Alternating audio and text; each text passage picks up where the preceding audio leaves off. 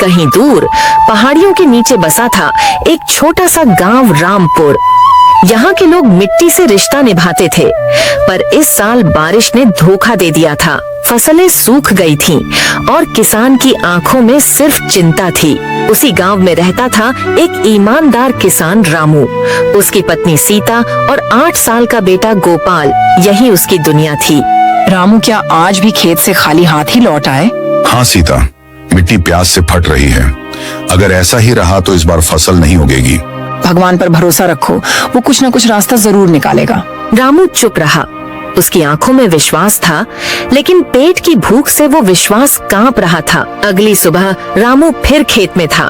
धूप तेज थी, लेकिन उसका इरादा उससे भी ज्यादा सख्त था।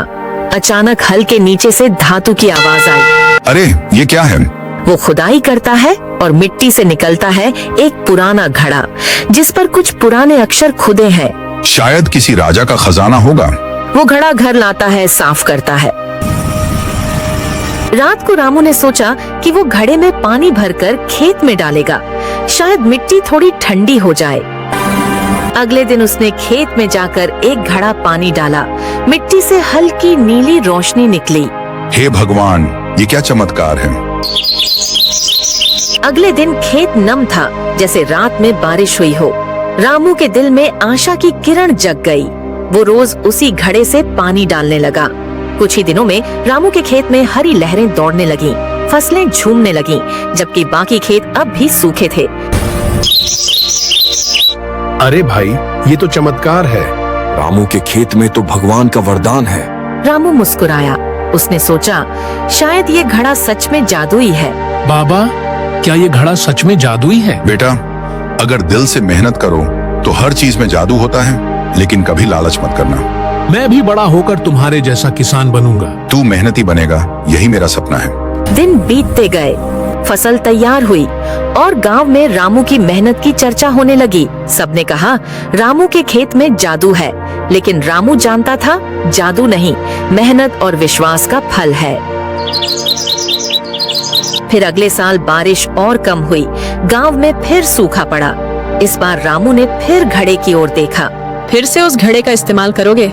नहीं सीता, अब की बार मैं भगवान नहीं अपनी मेहनत की परीक्षा लेना चाहता हूँ। रामू ने दिन रात खेत में पानी डाला, पसीना बहाया।